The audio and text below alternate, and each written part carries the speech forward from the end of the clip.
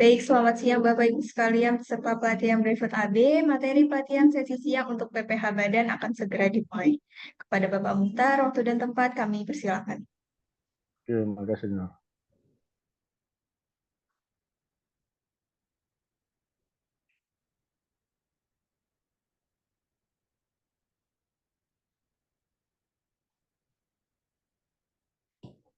Oke, baik semuanya. Jadi kita lanjutkan praktek penyusunan rekonsiliasi. Ya, yang terakhir nanti seketika adalah pengisian form SPT 1771. Kalau tadi kita sudah ya membahas dari sudut pandang konsep aturan. Nah, sekarang coba kita terapkan bagaimana penyusunan rekonsiliasi fiskal dalam hal ini menghitung PPh badan yang terhutang menurut aturan perpajakan. Jadi ini ada satu kasus, case ya. Jadi kita ambil perusahaan dagang saja yang umum. Oke. Jadi ini profil dari perusahaan. Kakak lagi nih. Ini ada identitas. Aduh, saya coba share. Ya. Jadi namanya perusahaan PT Duta Elektrik. Kemudian ya NPP-nya ada, alamatnya ada, jenis usaha ada, kemudian nama pimpinan, NPP, alamat pimpinan. Semua ini ya harus lengkap. Kenapa? Ini adalah salah satu syarat nanti di dalam mengisi namanya SPT. Kemudian identitas kantor akuntan publik kalau itu diaudit, kalau tidak maka ini kita tidak gunakan. Jadi kita asumsikan ini diaudit oleh kantor KAP ya. Kemudian ada juga nama konsultannya lengkap dengan nomor pokok wajib pajak.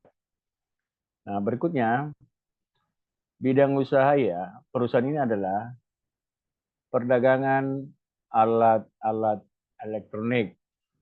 Jadi mulai tahun 2022 seluruh persediaan itu diimpor dari luar negeri. Berarti nanti kita coba ya bahas satu lagi materi yang berkaitan dengan PPh pasal 22 kalau impor barang dari luar negeri. Bagaimana menghitung PPh pasal 22?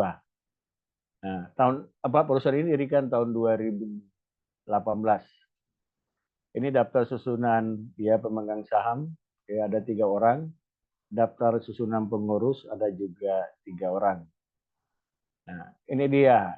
Pertama dulu coba kita lihat daftar fixed asset. Mereka ini punya kendaraan ada 6 unit. Ada yang dibeli tahun 2018, harga perolehannya 560 juta. Ada yang diperoleh tahun 2019, 300. Ada yang 2019, ada 19 lagi. Kemudian terakhir tahun 2020.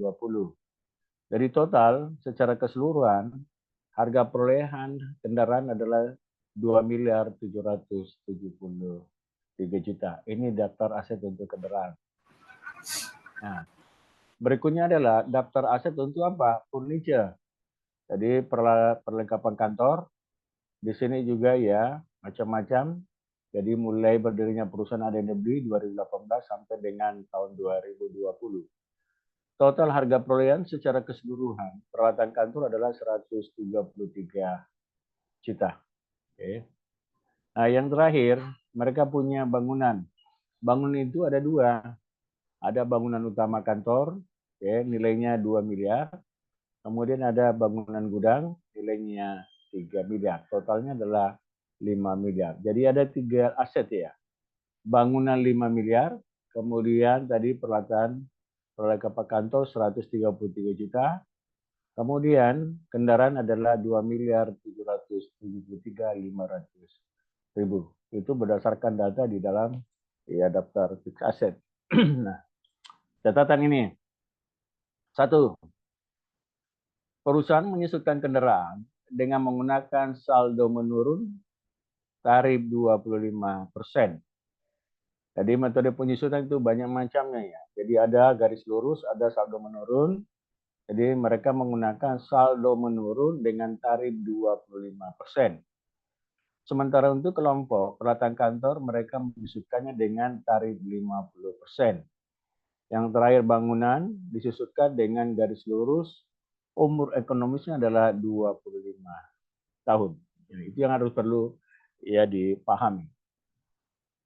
Nah, rincian harga pembelian barang dagangan, oke, ini nilai impor barang, oke, ada sebesar 7.370.400 rupiah.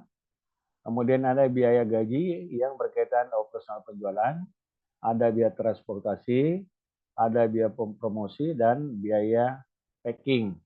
Berarti total ya pembelian adalah 8 miliar. 8 miliar ini terdiri tadi saya katakan nilai impor ditambah biaya lain-lain. Nah, adapun laba rugi ini dia.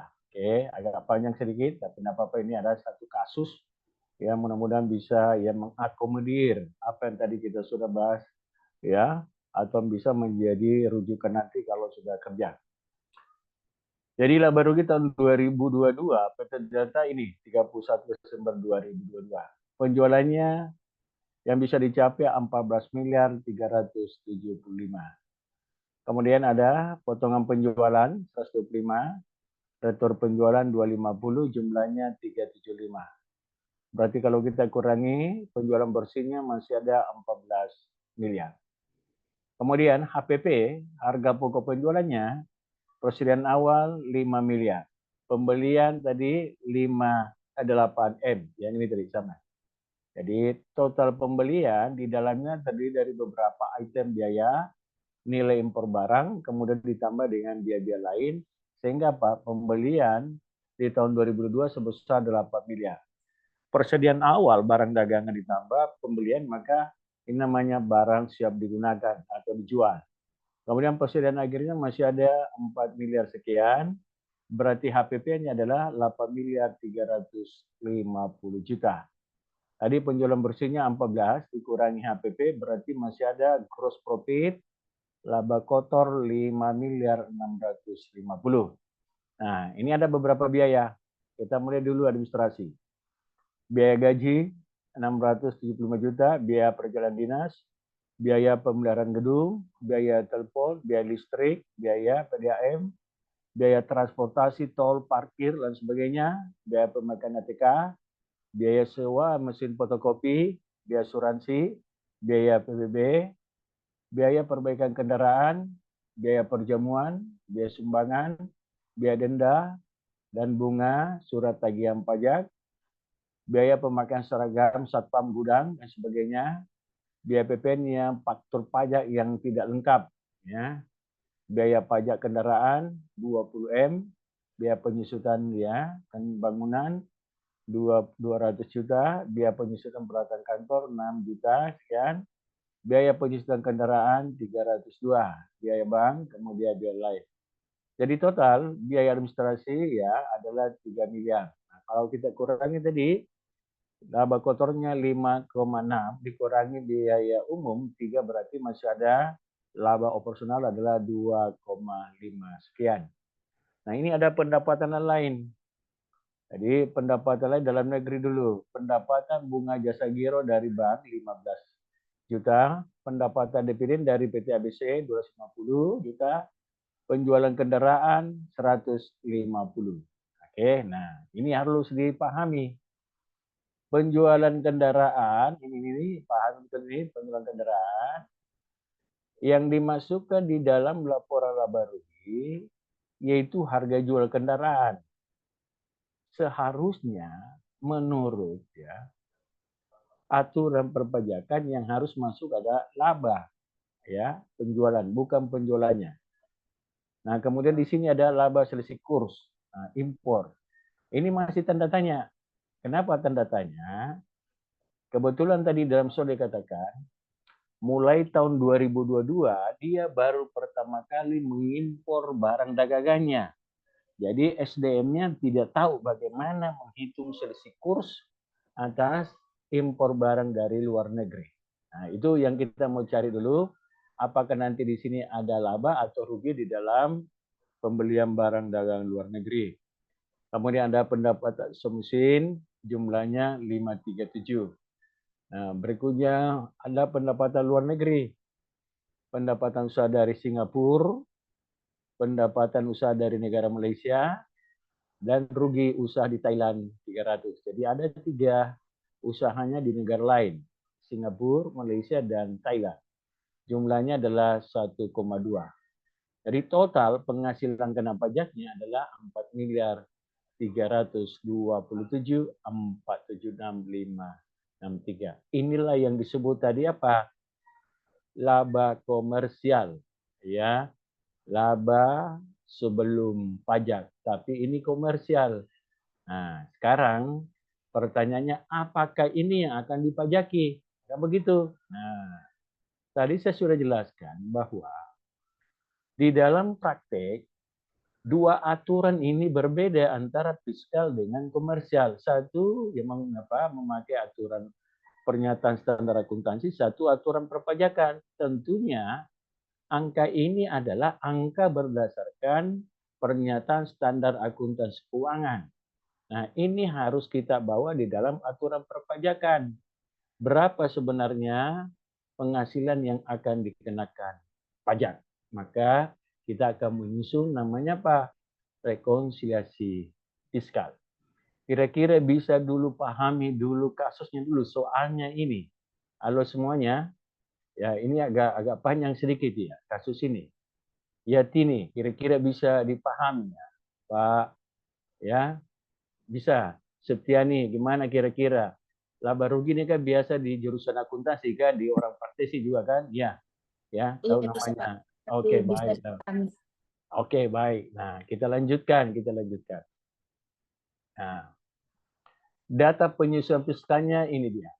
Sekali lagi saya ulangi tadi ini adalah data laporan laba rugi income statement berdasarkan komersil. Oke. Nah, ini akan kita ubah ke dalam namanya laba fiskal. Tentunya harus melalui koreksi. Tadi saya katakan hanya ada 2 koreksi. Apakah koreksi positif atau koreksi negatif.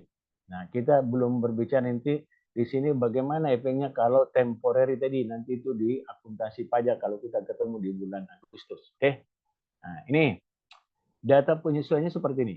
Pertama, diperhatikan baik data penyesuaiannya. Akhir tahun 2022, perusahaan melakukan penyisian potongan penjualan sebesar 50. Nah, ini nih, perhatikan baik. Potongan penjualan 50 dan retur penjualan 100. Penyisian pencadangan. Nah, sekarang ya, saya tanya dulu lagi. Masih ingat tadi, apakah di dalam aturan pajak diperbolehkan suatu perusahaan melakukan penyisian atau tidak? Itu dulu tadi. Tidak boleh. Ya, bagus. Tidak boleh. Yang namanya penyisihan, yang namanya pencadangan, itu tidak diperbolehkan. Yang diperbolehkan namanya apa? Bentuk realisasi. Oke, baik. Nah, sekarang kita lihat. Coba yang satu-satu supaya paham ya. Nomor 1 dulu. Nih. Perusahaan melakukan penyisian potongan penjualan sebesar 50 juta. Lihat tadi, data komersial. Di sini ada 125 juta. Oke. Jadi di dalam 125 ada angka 50 juta yang tidak diperbolehkan oleh pajak. Nah, pertanyaannya sekarang, itu koreksi positif atau negatif? Oke, coba satu-satu dulu. Negatif. Hah? Oke, baik Siti, negatif. Jangan sampai ya kita imani, Siti imam, kita makmuman. Dari tadi Positif, Siti Pak. bisa. Assalamualaikum warahmatullahi wabarakatuh. Marilah kita masuk neraka. Amin. Ah, salah ya kan? Iya. Hati-hati jadi imamnya. Bagaimana Pak Delta? Positif atau negatif? Jadi gini nih, pertanyaannya. Di data perusahaan tercatat 125 juta. Di dalam 125 ada angka 50 yang dicadangkan untuk penyisihan. Oke, berarti angka 125 terlalu besar atau terlalu kekecilan? Hah? Angka 125 kekecilan atau terlalu besar dari angka sebenarnya? Kebesaran, Pak. Iya, kebesaran kan. Oke, nah sekarang pertanyaannya. Oke, itu koreksi positif atau negatif? Positif, Potongan Pak, positif. Positif, potong Pak, positif. positif. Lihat dulu, potongan penjualan itu kan mengurangi penjualan atau menambah penjualan? Kalau potongan? Mengurangi. Mengurangi. Iya. Berarti kalau angka ini kita kurangi, berarti otomatis ini meningkat atau naik atau turun ini laba ini? Oh, penjualan bersih, sorry. Yang penjualan bersih. Kalau angka Meningkat. ini naik, Meningkat. Iya, naik. meningkat. Ya, berarti koreksi apa? Koreksi Positif. iya, itu tuh harus pahami betul-betul dulu. Oke, baik. Retur penjualan. Nah, bagaimana retur penjualan? Oke, di dalam 250 ada angka 100 yang tidak diperbolehkan. Berarti sama Pak ya? Sama ya, Ibu? Ya, berarti itu namanya koreksi positif. Baik. Nah, oke. Oke, perhatikan Bapak, perhatikan ya. Yang ketiga. Kebijakan akuntansi persediaan. Perusahaan menggunakan penilaian, oke, LCNRP. Apa itu?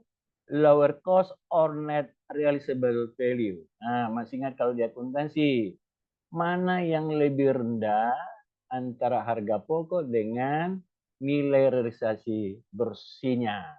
Oke. Jadi perusahaan menggunakan lower cost or net realizable value.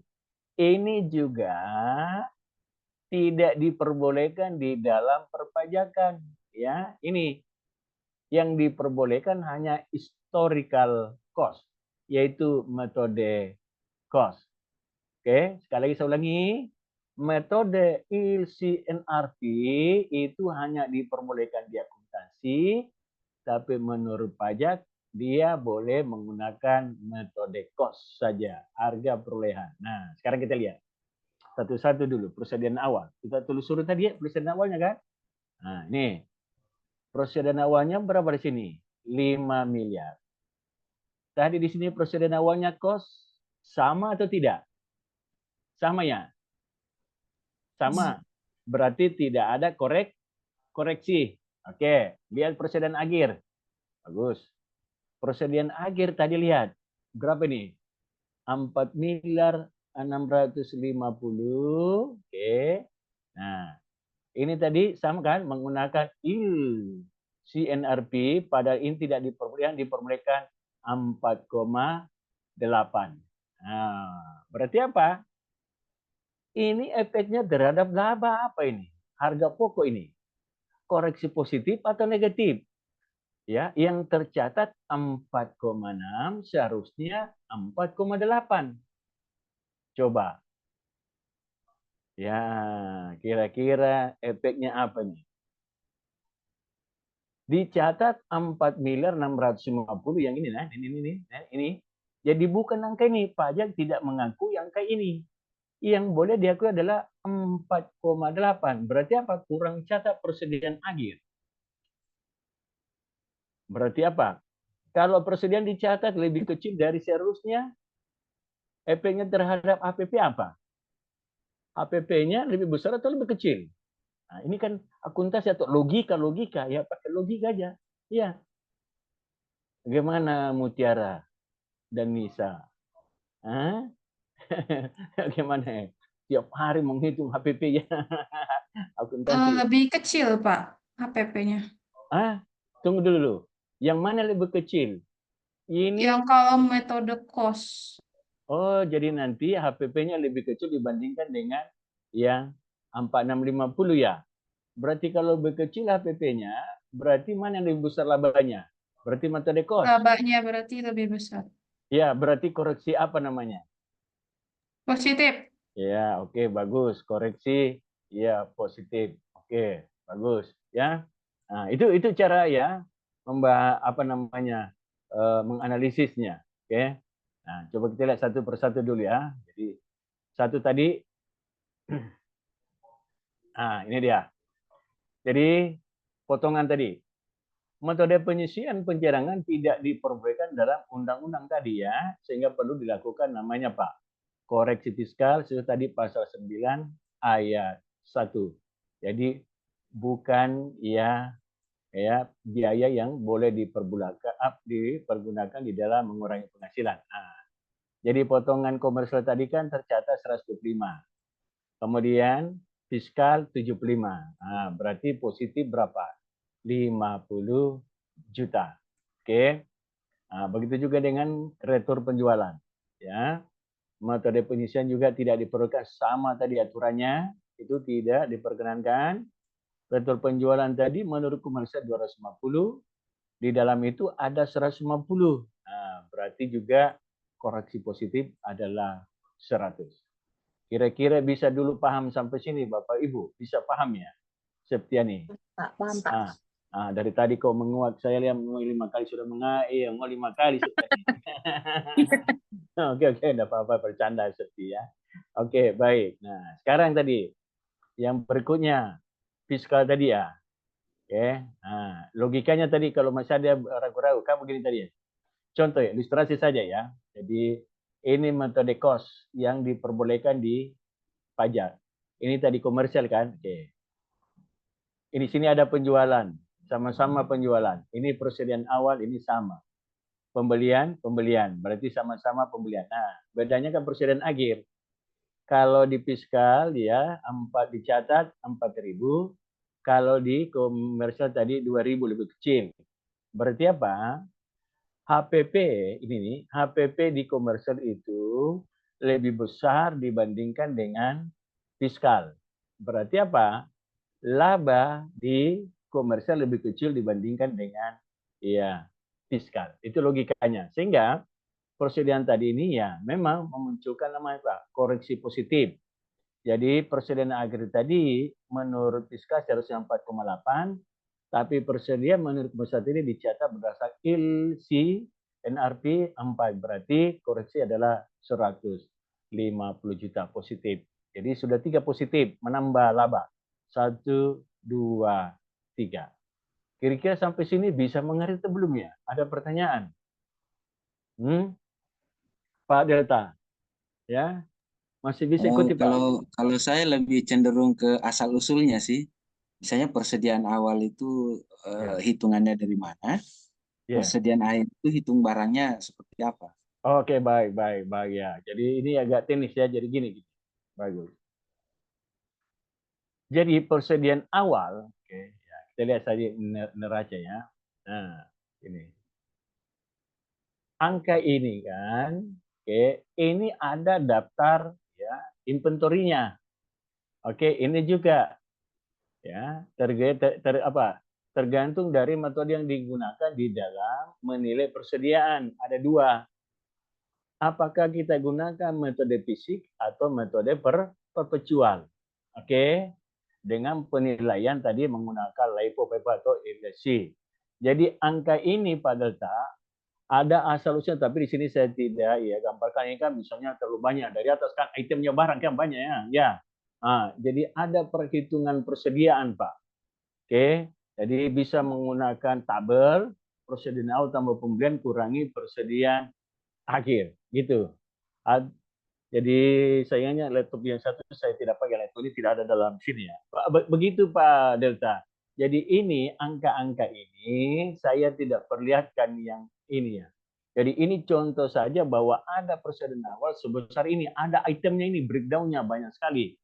Ya, waktu menghitung namanya HPP dengan persediaan ya, ini juga ada. Yang jelas ada persediaan, ya terakhir begini ada persediaan awal begini, ada persediaan akhir gitu. Bagaimana Pak Delta? Satu lagi yang masih Pak. Apakah ini koreksi fiskal muncul pada saat memunculkan sendiri oleh yang menghitung, ataukah setelahnya ada koreksi fiskal dari pajak? Oke, bagus pertanyaannya. Jadi begini, kita kan menganut ya sistem ya pemungutan pajak namanya Pak self assessment. Apa itu self assessment? Wajib pajak diminta menghitung sendiri, menyetor ya dan melapor sendiri. Ya, jadi apa artinya? Waktu akhir tahun laporan laba komersial itu sudah harus dirubah menjadi laba fiskal. Kita yang harus merubah sebelum dilapor ke kantor pajak. Karena kapan kita tidak sesuaikan dengan undang-undang pajak, maka besar kemungkinan kita akan dapat namanya SP2DK, yaitu surat cinta, surat permintaan klarifikasi dari kantor pajak bahwa angkanya ini kenapa tidak dikoreksi, ya seperti itu Pak Delta. Jadi bukan dari kantor pajak, kita yang harus menyesuaikan laporan fiskal, laporan komersial menjadi laporan ya pajak. Nah gitu, sehingga muncul yang ini. Ini kan laporannya komersial ya, ini ya. Nah, jadi bukan ini yang dilapor, jangan lapor ini. Ini kan bukan angka berdasarkan pajak. Maka kita harus analisis satu-satu. Kemudian kita lakukan koreksi. Setelah dikoreksi itulah yang nanti dituangkan di dalam SPT badan. Gitu Pak Delta. Ya. Siap, mengerti Pak. Oke, baik. Ada lagi Septiani? Kenapa murung terus Septiani? Dari tadi saya murung terus ya. Iya, belum dapat kiriman ya. Oke. Lagi menyimak, Pak. Oke, lagi menyimak. Oke, ya, oke. Tapi mengerti Septiani? Ngerti ya? Ngerti. Sejauh ini Alhamdulillah. masih mengerti. Oke, baik ya. Nah, jadi tadi sudah 3 tadi ya. Sudah 3 tadi ya. Jadi baru 3 ya. Jadi dipahami betul ini. Nih. Ya. Oke. Nah, sekarang yang keempat. Kita bahas satu-satu ya. Ini, apa ini 4? Nah, ini sudah masuk biaya penyusutan, fixed asset. Harga perolehan bangunan kantor dan gudang yang tadi 5M, yang ini tadi, lihat tadi daftar aset di nih 5M. Nih. Oke. Menurut keterangan di perusahaan, dia susutkan dengan apa? Metode garis lurus. Jadi ini dia bagi 25 tahun. Jadi penyusutannya tiap tahun sama. Umurnya 25 tahun. Oke. Nah, coba kita lihat.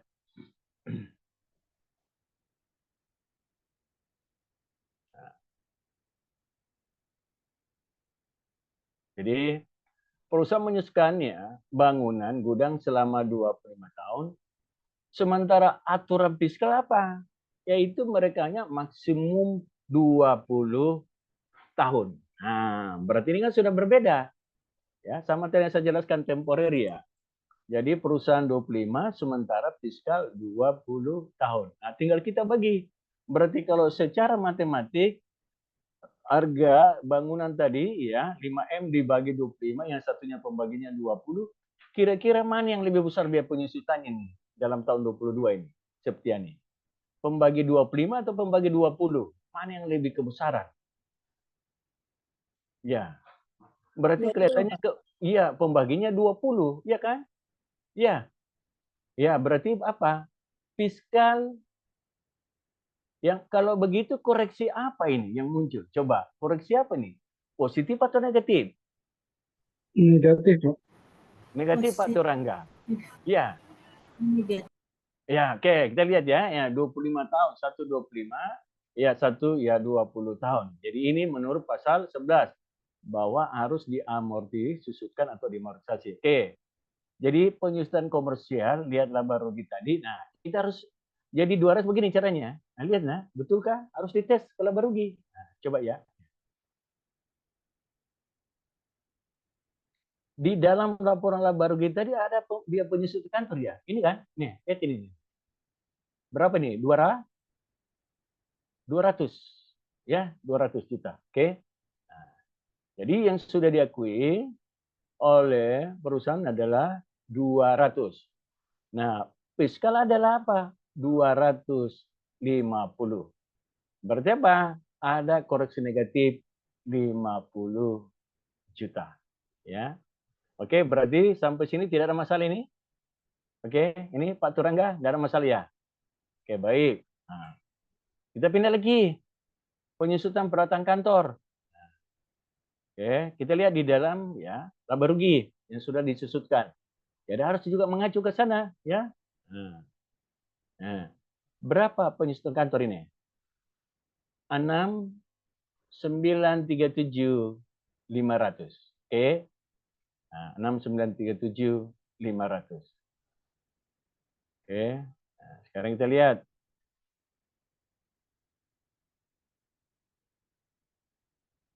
Jadi perusahaan melakukan penyusutan mengikuti aturan fiskal itu umur 4 tahun. Setelah 4 tahun maka perusahaan tidak memperlukan lakukan penyusutan. Namun perusahaan masih tetap menyusukan sehingga perlu dilakukan koreksi fiskal. Nah, gini-gini. Paham ya? Jadi kalau kita lihat tadi, ini ya, daftar aset lagi nih. Perhatikan baik-baik. Jadi ini sudah masuk di praktek ya. Sudah selesai kalau praktek. Nah, ini, coba lihat. Perusahaan ya, ada perolehan furniture tahun 2018. Nah, sekarang coba hitung. Kalau sekarang tahun 2022, tahun 2018 sampai 2022 itu sudah berapa tahun?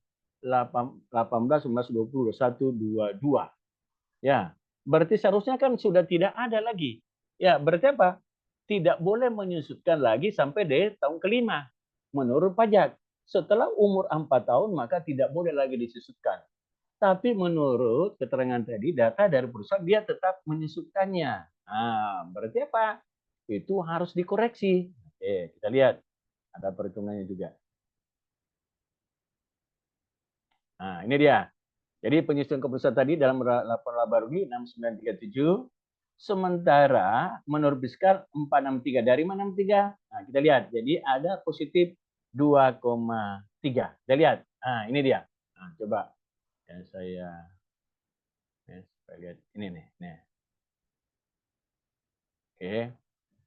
Nah, jadi yang mana yang sudah tidak boleh lagi disusutkan? Ini semua. Ya, mulai yang tahun 2018 ya. Ini kan sudah ya sampai expire dia. Yang masih boleh itu tahun 2019 sampai dengan ya 2020 yang totalnya tadi kan 133. Oke, tetapi perusahaan tahun 2022 ini totalnya dari atas ini kan ya penyusutannya ini 6937. 6937 tadi inilah yang diakui di perusahaan. Oke, yang ini ya 6937 ya. Lihat tadi di laporan laba rugi. Nih, 697.500. Jadi apa artinya? Di dalam komersial tadi, oke, penyusutan yang sebenarnya sudah tidak boleh lagi kita susutkan ini, angka yang merah ini, itu masih diakui oleh perusahaan. Maka apa? Angka-angka yang mulai di atas ini, itu harus dikoreksi. Oke, ini. Yang boleh ini diakui yang ini ya, dari sini ke bawah. Nah, kalau jumlahkan ini, maka ini totalnya tadi ya. Ini ya. 2,3. Oke. Jadi penyusunan fiskal hanya 4637. Yang ini, yang hitam semua. Mulai dari sini sampai turun ke sini. Oke. Kira-kira bisa mengerti sampai sini dulu. Karena ini sudah teknis masuk di dalam ya penyusutan. Seperti ini. Kira-kira bisa mengerti ya? Ini. Pak Delta. Ya. Oh, berarti pembelian barangnya 4 tahun, Pak. Ini kan pembelian barangnya 2018. Iya. Berarti hitung misalnya November pembelian barangnya 2018, berarti November 2019 baru dihitung 1 tahun itu, Pak?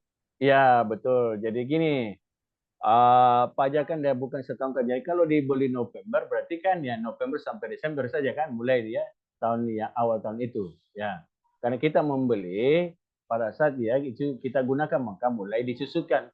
Jangan ya kita beli November, kita mulai menyusukan dari Januari. Apakah logikanya di mana? Karena ya pakainya iya begitu ya. Jadi diasumsikan tadi pada semua aset dibeli awal Januari 2018. Ya. Jadi Tidak kalau ada kemungkinan disetahunkan, Pak? Ya.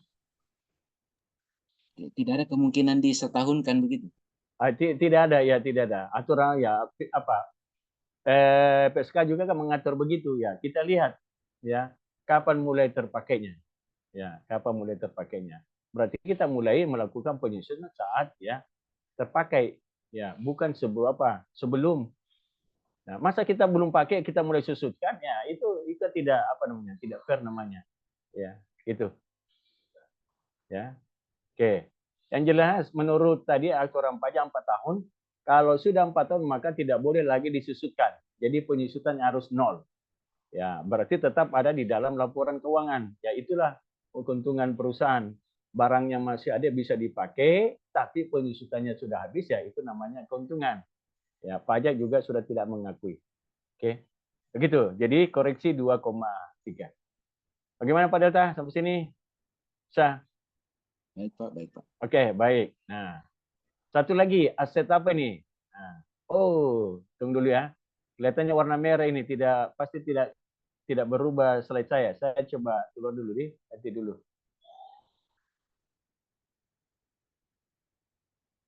Nah, ini. Oke.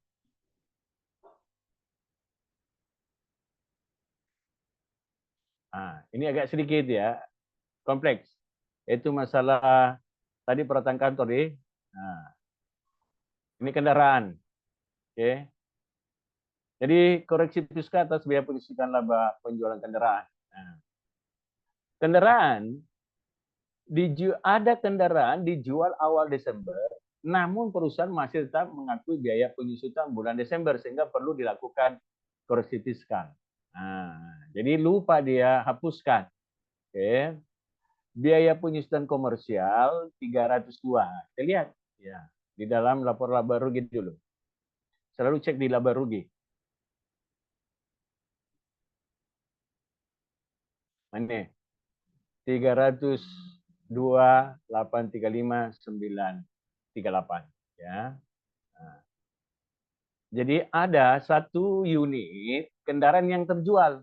Yang ini lupa dihapuskan. Nah, ini tahun 2000 ini ya, 560. Oke. Nah, kita lihat 560. Nah, kemudian biaya penyusutan fiskalnya ya 299 di komersial tadi masih ada itu yang mobil yang terjual belum dihapuskan. Nah, kita lihat 309 yang mana? 302. Nah, ini dia. Oke. Di dalam 302 ini kan penyusutan 2002 ya. Masih ada nih kendaraan tadi yang ini, yang terjual sebenarnya nih. Masih ada 44 ya. Nah, kemudian kita hitung fiskalnya hanya 299. Berarti ada koreksi positif 3691406. Kalau kali ini breakdown-nya nih. Ya. Nilai buku kendaraan 31 Desember seharusnya 1775. Penyusutan bulan Desember ya 25%, satu bulannya 36. Nah, penyusutan sebenarnya adalah 302 ini kita keluarkan yang ini di bulan Desember tadi yang kendaraan terjual berarti 299. Oke. Nah, ini 29. Ya, berarti harus ada koreksi positif 3691406. Nah, kemudian penjualan kendaraan lagi masih kaitannya. Nah, kenapa dikoreksi kendaraan? Nah, ini lihat tadi. Secara aturan perpajakan, oke, yang diakui adalah laba penjualan, bukan penjualannya. Nah, lihat tadi, yang diakui dalam laba rugi apa? Penjualan kan ini. Dia katakan tadi ya. Mana? Penjualan ya. Nah, di sini ada penjualan kendaraan 150 harga jualnya. Padahal yang dimasukkan laba rugi adalah labanya, bukan penjualannya. Oke? Jadi penjualan itu masih ada laba di dalamnya. Coba kita lihat. Ya. Di labanya. Nah ini. Jadi harga jual kendaraan kan 150 dijual. Oke. Nilai buku kendaraan terjual tadi kan harga perdanya 560 di dalam list tadi aset. Akumulasinya 427. Berarti ini nilai buku akhirnya begini.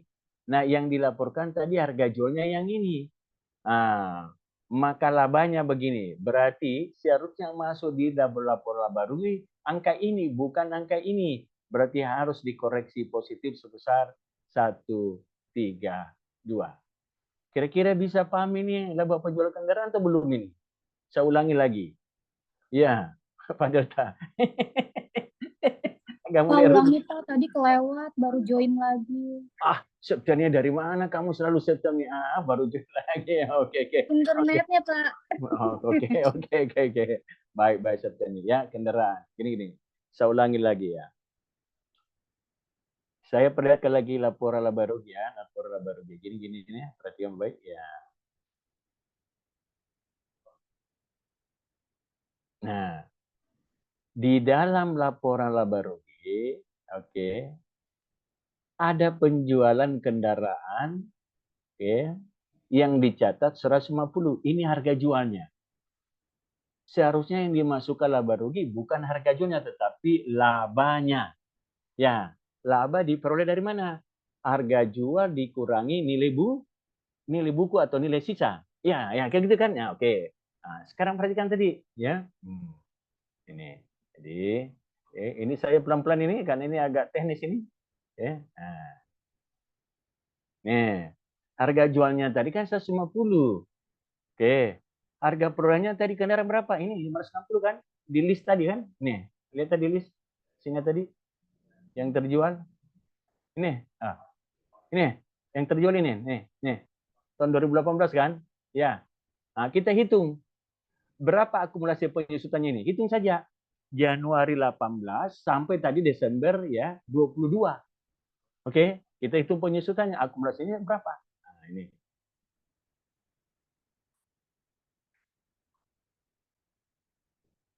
Nah, ini dia. Oke. Nah, akumulasinya itu adalah 427109. Oke, kita lihat 42. Nah, ini. Ini dia. Oke, nih. Jadi harga pertamanya kan tadi nih. Di 560. Kemudian kita ya kali 25% berarti penyusutannya ini. Berarti nilai bukunya tahun 2018 ini kurang ini kan, berarti sisanya ini. Dari sini lagi dikali 25% dapat penyusutannya 2019 ini. Ini kurang ini berarti nilai buku ini. Ini dikali 25% dapat penyusutan 2020. Nilai buku ini dikurangi penyusutan mereka ya sisanya lagi nih. Ini kali 25% berarti penyusutan. Nah, sampai 2002 berarti berapa akumulasi penyusutannya? Yang ini. Jadi ini dijumlahkan semua 14.140 ditambah 105 ditambah 78 ditambah 59 ditambah 44. Ini akumulasinya. Yang kendaraan terjual 560. Oke, nah ini. Nah, jadi 560 dikurangi 427 berarti ini nilai bukunya. Nah, harga jualnya berapa? 150 dikurangi nilai sisanya berarti apa? Ada laba 17. Ya, berarti ini yang menjadi koreksi positif nanti. Kenapa ini? Karena seharusnya ini muncul laba rugi angka ini kan, tapi yang dicatat tadi 150. Jadi tinggal nanti kita kurangi 130 dikurang 132 berarti yang muncul di laba rugi tinggal 17 sesuai dengan laba sebenarnya. Kira-kira bisa mengerti ini penjualan kendaraan atau belum ini? Ada pertanyaan? Mengerti, Pak. Oke, alhamdulillah. Ya, Pak Delta gimana? Bisa. Oh bisa, oke, baik. Pak Turangga bisa, Pak Turangga. Bisa, Pak. Oke, baik. Ya. Berarti kan tinggal jurnal begini kan? Nah, Kas, kalau mau logika kan masuk uang begini, akumulasinya tadi yang ini, kendaraannya tadi harga perolehannya, berarti sisanya ini laba. Inilah yang sebenarnya masuk laba rugi, bukan angka ini kan? Ya, nih yang tadi koreksi. Ya, oke baik. Nah, sekarang kita lanjutkan koreksi pembagian laba. Oke. Nomor 7. Kita lihat nomor 7. Betulkah pembagian laba? Nih. Nah, di dalam biaya gaji terdapat tantiem untuk pihak manajemen dan bonus untuk karyawan yang diperoleh dari pembagian laba perusahaan senilai 80 juta. Nah, masih ingat tadi ya? Pasal 9. Laba yang dibagi kepada karyawan dengan manajemen. Boleh mengurangi penghasilan atau tidak? Ya. Kan tidak boleh. Ya, berarti harus koreksi positif. Oke, bagus. Masih ingat tadi yang ada penjelasan saya kasih contoh kan? Ini di dalam biaya gaji ini, oke, nah, ini di dalam biaya gaji ini, nih. Di dalam 675 juta ini ada 80 juta tadi yang merupakan laba yang dibagi kepada manajemen dan ya karyawan. Nah, berarti 7 itu harus dilakukan koreksi positif. Nah, nih, jadi bonus tidak diperbolehkan dikurangkan dari penghasilan bruto atau non-deductible expense karena harus dikoreksi positif berdasarkan tadi pasal 9 ayat 1 huruf A undang-undang. Oke. Nah, listrik. Nah, oke, 8. Kita cari lagi nomor 8. Nah, ya, nomor 8. Nah, apa? Ya. Di dalam biaya listrik, telepon dan PDAM 20% digunakan untuk keperluan rumah dinas. Nah, masih ingat tadi bahwa biaya-biaya yang diperuntukkan untuk ya kepentingan pribadi ya direksi itu tidak diperbolehkan sebagai pengurangan biaya. Nah, tinggal kita nanti kali 20%. Jadi 3 komponen biaya, listrik, telepon dan PDAM. Nah, kita lihat tadi laba ruginya. Nah, ini. Oke. Jadi listrik, telepon, ya, PDAM, ini tiga-tiga ini harus kita kali 20% koreksi positif. Oke. Nah, jadi nomor 8 ya. Nah, ini ya. Jadi 20% dari 195 tadi jumlah ketiga-tiga biaya tadi berarti harus ada koreksi 39 juta. Tidak diperbolehkan dikurangkan ya karena tadi sesuai dengan pasal ya 9 ayat huruf B undang-undang ya PPh tidak memenuhi syarat 3M. Apa tidak 3M? Ya bahwa ada biaya yang dikeluarkan ujung-ujungnya tidak memperoleh namanya penghasilan. Maka karena itu hanya kepentingan pribadi di rumahnya dia. Ya. Sampai sini bisa mengerti Bapak Ibu sekalian? Bisa ya? Nah, Septiani gimana? Pak, maaf Pak, Oh mau ya. nanya Pak. Iya silakan ya, silakan ya. Ini kan yang 20% itu dari 3 biaya ya, listrik, telepon, PDAM. Tapi Ya. di laporan laba rugi itu kan apa itunya beda-beda Pak, nominalnya Pak. Jadi Oh beda-beda. 39 ini Ya. dibagi gimana sih Pak? Bukan, 19 ini di total aja. Ya, digunggung tadi yang ketiga-tiganya. Ini nih. Ini. Baru kita kali 20% ya kan? Ya. Jadi diestimasi saya bawa pemakaian itu untuk kepentingan pribadi ya ini. Ini. Biaya telepon berapa nih? 65. Listrik berapa? 125. PDAM berapa? Ini kalau jumlahkan ini berapa? 195 tadi ya. 20%-nya adalah kepentingan untuk pribadi. Oke. Kira-kira bisa paham ya? Dari situ di total aja. Bisa juga dihitung satu-satu kan sama aja. Ini kali 20%, ini kali 20, ini kali 20. Satukan aja ya, langsung. Oke. Gimana? Bisa mengerti? Iya Pak, sudah Pak. Oke, baik ya. Oke, jadi 8 sudah ya. Nah, ini jadi tidak masalah ya. Jadi jumlahnya tadi 195 kan, kita kali 20% berarti harus koreksi 39. Oke. 9. Nah, kita lihat lagi. Berkaitan dengan apa ini? 9. Lihat datanya dulu ya. Nah, di dalam biaya asuransi terdapat biaya premi asuransi jiwa pemegang saham ya 105, sisanya asuransi barang dagang. Nah, ingat tadi waktu kita bahas tadi identifikasi juga PPA pasal 9 semua yang berkaitan dengan kepentingan pribadi, oke, maka itu tidak boleh diatur sebagai ini kan asuransi untuk premi pemegang saham. Nah, 125.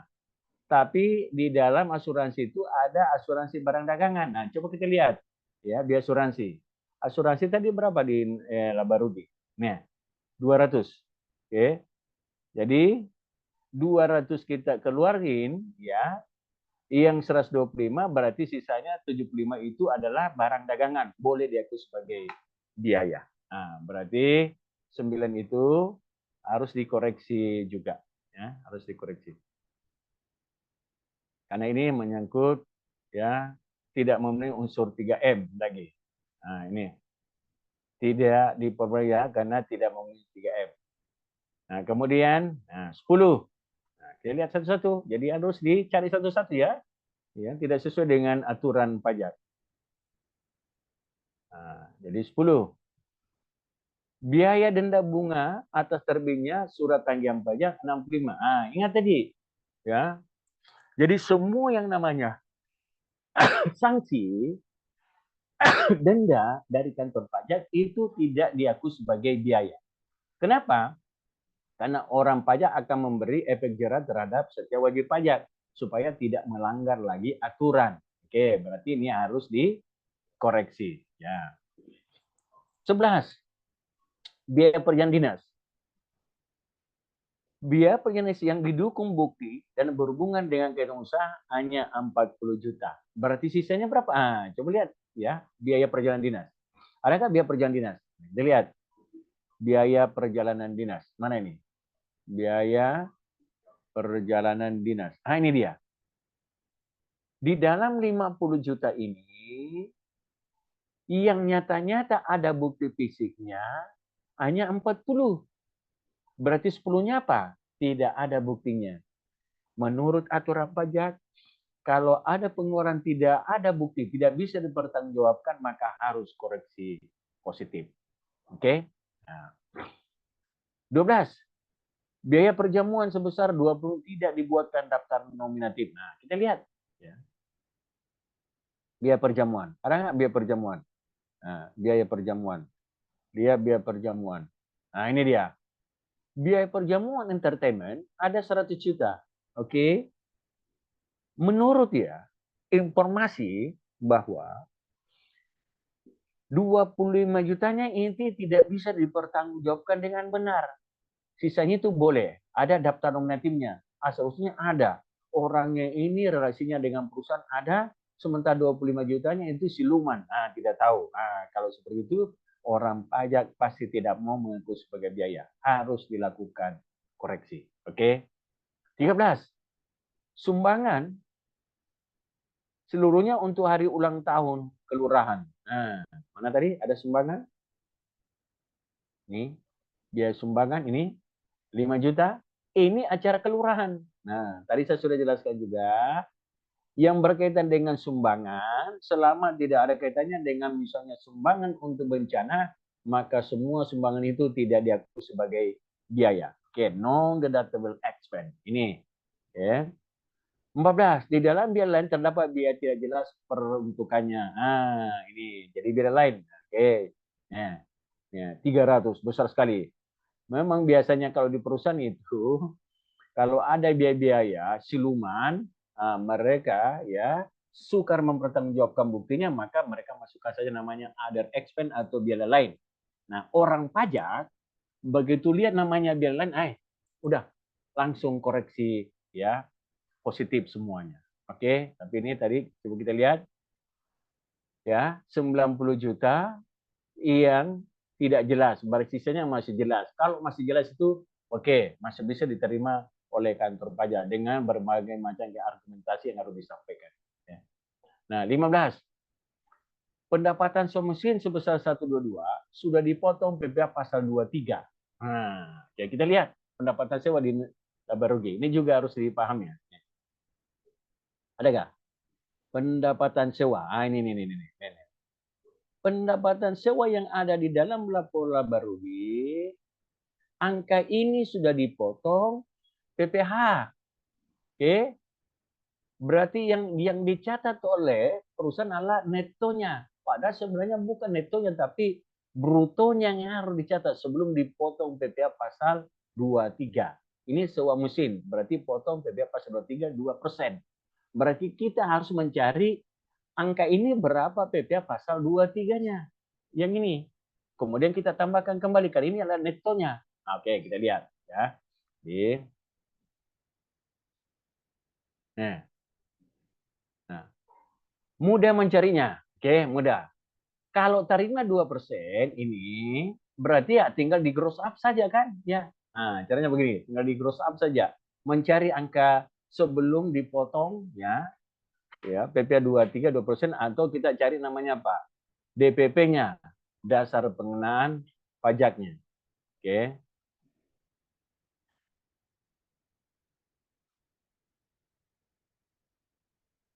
Nah, ini dia. Jadi pendapatan semestinya terlanjur dicatat di perusahaan adalah sebesar netonya itu sebesar 122 tadi setelah dipotong. Nah, ini perlu dikoreksikan sebesar pasal 23 yang telah dipotong. Nah, caranya bagaimana? Ya, tinggal kita angka ini kita gross up kembali dengan cara 122 dikurangi 2%. Kan tarif pajak tadi kan 23 2%. Berarti kita kembalikan ke posisi semulanya, DPP-nya namanya. Berarti kalau 1 kurang 2 ini kan 98%. Berarti inilah dia DPP-nya. Oke.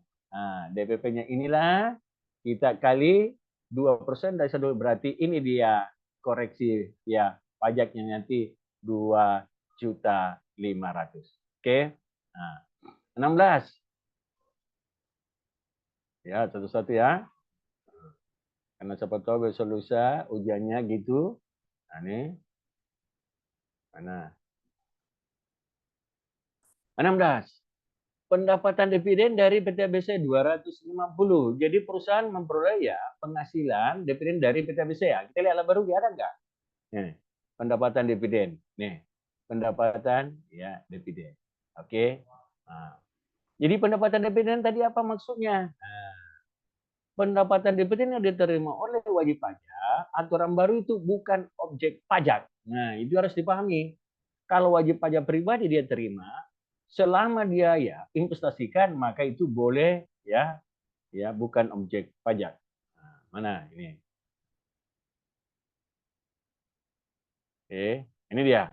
Pendapatan dividen diterima wajib merupakan bukan objek pajak menurut PMK 18 tahun 2001 sehingga perlu dilakukan koreksi iya negatif nanti. Jadi kita keluarkan karena bukan merupakan objek pajak. Jadi nanti dua yang dikeluarkan, yang final dan yang bukan objek pajak. Tapi menurut perusahaan itu diakui sebagai penghasilan karena uang masuk kita akui sebagai pendapatan. Tapi menurut pajak itu harus dikoreksi, berarti koreksi negatif. Ya, itu. 17. Nah, apalagi 17? Kita lihat 17. 17.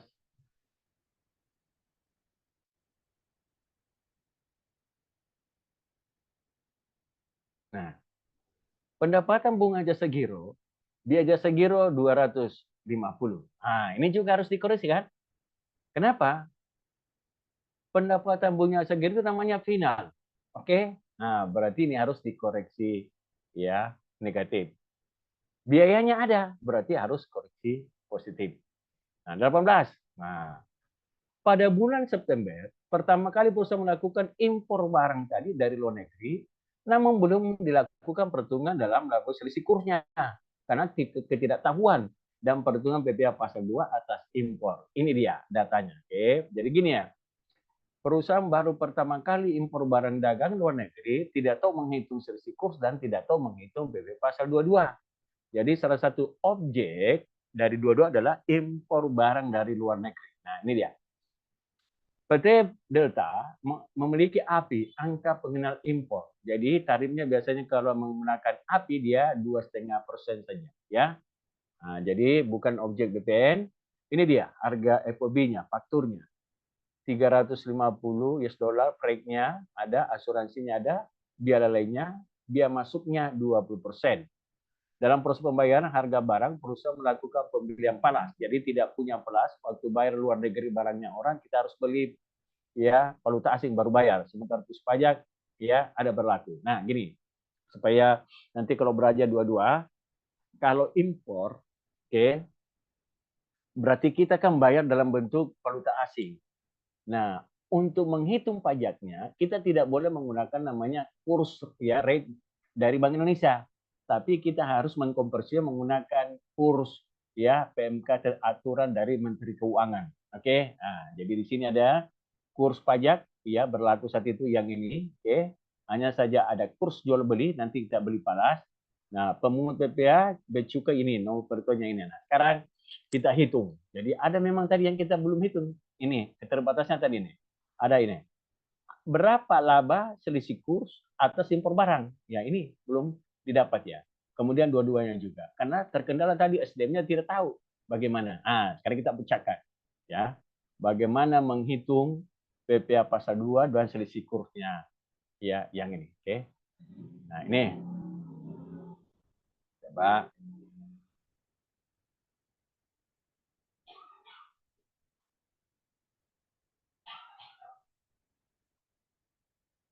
Nah, ini. Jadi ini tadi soalnya kan ini beli. Nah, jadi pertama, FOB-nya tadi kan 350.000. Nih, 350 ditambah dengan freight-nya, biaya angkutnya 50.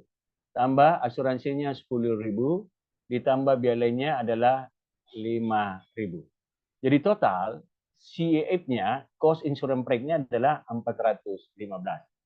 Nah, kemudian ini kita translate masuk ya dalam rupiah menggunakan kurs pajak. Nah, kurs pajaknya tadi berapa? Ini. Jadi kurs pajak berlaku 14.800 $1 sekian. Nah, kita ini kali dalam kurs pajak berarti rupiahnya yang ini. Nah, kemudian kita tambahkan biaya masuk 20% dari nilai rupiah ini, berarti ini biaya masuknya yang harus kita bayar. Kita tambahkan ini berarti inilah total nilai impor kita 7.370.400. Oke, nah sekarang dua-duanya berapa? Tinggal kita kali. Tarifnya tadi karena menggunakan API 2,5% dari 73 berarti ini PPh 22 yang terbayar. Ya, nah 1,84,260. Oke, kita cari nilai persediaannya berapa? Sama kata di pembeliannya. Kita tinggal jurnal saja kan. Jadi waktu beli palas, ya kita beli palas kita ada terima ya uang rupiah, oke, cash in bank maksudnya ya ini 415 US dollar, jumlahnya tadi utang kita ini ke luar negeri, kita kali dengan 14 berarti kita keluar uang rupiah begini, masuk ya dolar seperti ini ya, ekuivalen dengan rupiah seperti ini. Nah, kemudian kita ya saya bayar barang dagang ke luar negeri. Berarti 730 dari mana 730? Nah, tinggal dijumlahkan saja ini ya. Total nilai barang tadi 6142 ditambah biaya masuk, ini biaya masuk karena tidak bisa dikreditkan, berarti 730 ya inilah namanya persediaan barang dagangan. 730. Oke. Nah, muncul PPh pasal 22 yang ini tadi kan?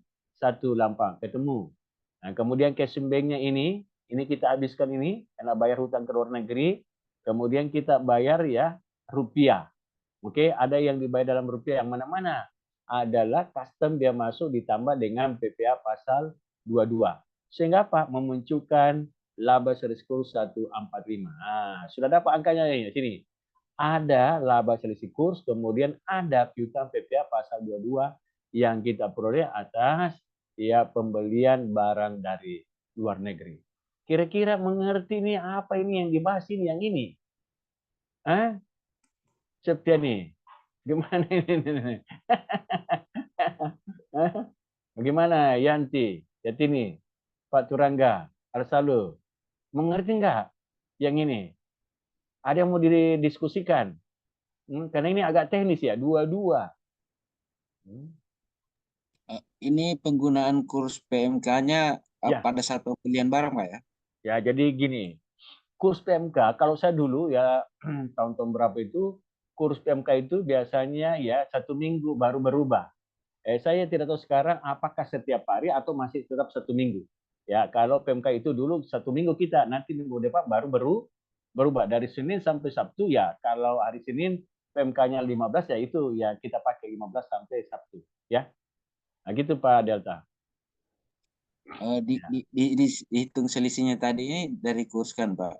Ya, betul. Kurs yang Selisih diberlakukan itu pada saat nota pembelian atau terjadinya transaksi?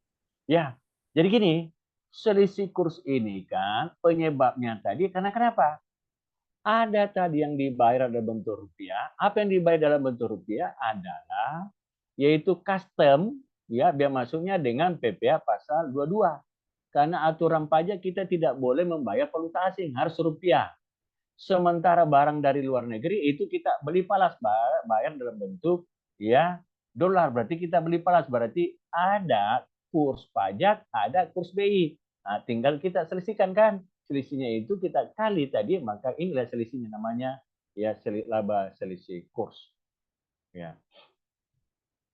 Bagaimana Pak Deta? Kira-kira belum bisa nangkap?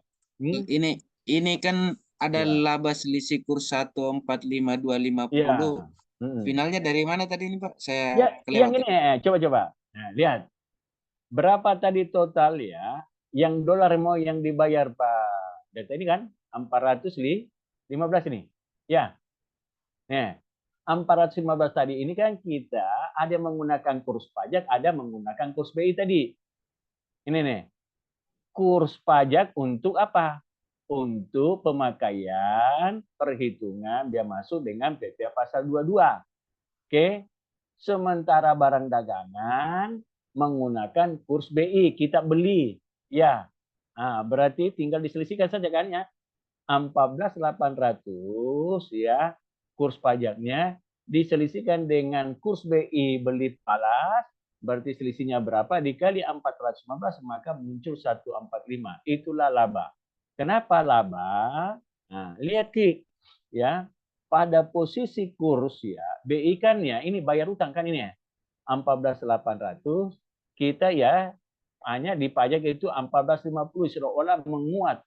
Ya menguat namanya kurs pajak 14.450 dibandingkan 14.800. Itu. Kira-kira belum mengerti Pak Delta? Ya, selisih kurs yang muncul. Kan begini ya, barang dagangan ini barang dagangan dari mana? Dari hitungannya tadi, yaitu ya nilai nilai barang kan 415 dolar, kita pakai kurs pajak 14 ya. Nih kalinya. Berarti 612. Ditambah kurs apa namanya? Dia masuk ini masih gunakan kurs pajak 12 berarti jumlah persediaan ini kan 730. Oke. Nah, sementara tadi waktu kita beli palas tadi bukan menggunakan 14.800 tapi menggunakan apa? Kurs 14.50. Waktu bayar hutang ini nih, keren ya. Ini ya. Jadi selisih antara kurs pajak dengan kurs BI ya pasti namanya laba selisih kurs. Ya, keuntungan. Karena lebih besar, oke, kita ya dapatkan nilai lebih besar dibandingkan yang terbayar di sebelah kredit ini. Itu dia. Kira-kira bisa pahami logikanya ini atau belum? Bagaimana nih ya mahasiswa? Siswi? Siti, gimana? Iya Pak, Ya, harus selalu ya. saya paham sih Ya. Pak. Kebetulan perusahaan saya juga suka impor, jadi PPh 22 saya udah Oh biasa. ya. Oke. Oh iya situ ya. Ya oke. Nah, gitu ya. Yang lain bagaimana? Pak Delta, silakan.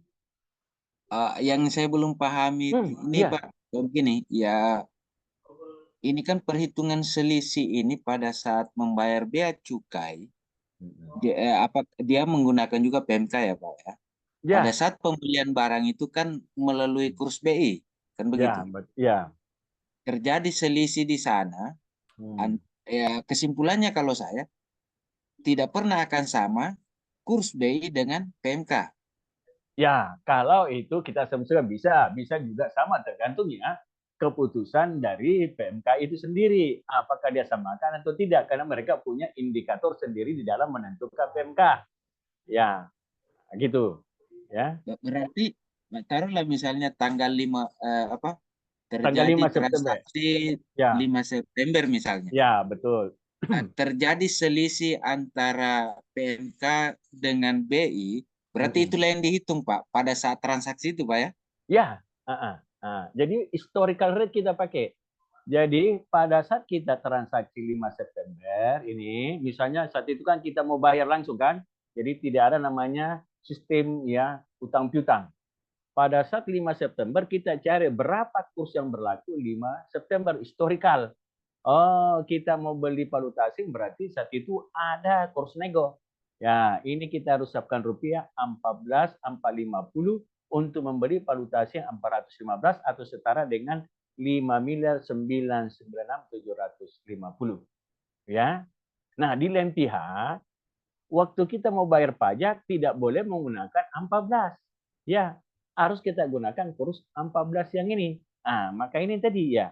Berarti kan ini tidak ketemu antara yang nilai barang dengan PPh tadi yang dibayar. Ya. Nah, maka selisihnya pasti yang ini. Selisih kursnya. Itu 400. Ya. 145.250.000. Ya. Itu Pak Delta. Mengerti sampai di sini saya mengerti Pak. Yang saya tidak mengerti kenapa mesti dia bedakan kursnya. Bagaimana Pak Delta? Apanya belum dimengerti Pak? Coba ya. Coba Pak. Masalahnya pemerintah kenapa membedakan kurs BI-nya sama PMK-nya? Itu masalahnya. Oke. Ya kenapa dia ya bedakan? Oke, bagus. Ini Pak Delta ya. Yang namanya kurs BI jual beli rate karena mereka itu komersial Pak. Jadi masing-masing bank itu berbeda Pak. Ya, coba hari ini katakanlah. Hari ini kita mau beli jual beli ya surat apa namanya? Valuta asing. Pak Delta kalau telepon Bank Niaga pasti tidak sama dengan Bank BNI, tidak sama dengan Bank Mandiri Pak. Disitulah mereka yang namanya apa? Fasilitas. Oke, ada selisihnya. Maka cari yang mana yang menguntung bagi kita. Jadi mereka komersialkan kan. Kalau pajak kan tidak komersialkan. Dia sudah menghitung faktor yang ini, faktor ini, variabel ini. Sehingga dia putuskan bahwa kurs yang kita pakai pajak adalah yang ini. Ah gitu. Ya Pak Delta. Mengerti Pak, mengerti. Ya. Oke. Oke, yang lainnya gimana? Tidak ada masalah ya? Oke, 18. Nah, oke. Nah, 19. Oke. Apa 19? Kurs wisata usaha luar negeri. Nah, nih, jadi nanti kalau lanjut nanti BPC itu sudah pajak internasional itu agak sedikit kompleks ya. Jadi nanti itu titelnya CPTT, bukan lagi CTT. Oke, nah ini. Nah, coba lihat. Di laba rugi tadi ada dua penghasilannya, sumbernya. Ada dalam negeri, ada luar negeri. Nah, kebetulan yang satu luar negeri itu ada rugi. Nah, ini dia. Jadi penghasilan dari Thailand ini rugi. Ini. Oke, rugi di komersial diakui sebagai apa? Pengurangan penghasilan. Ini mengurangi karena dianggap rugi. Tapi menurut fiskal itu tidak diakui sebagai apa? Kerugian. Tidak boleh diakui kerugian luar negeri. Tapi kerugian dalam negeri boleh diakui. Nah, itu harus dipahami ya. Kerugian luar negeri tidak boleh diakui, tapi kerugian dalam negeri boleh diakui. Nah, berarti harus dilakukan koreksi fiskal ya. Oke. Ini tadi 18.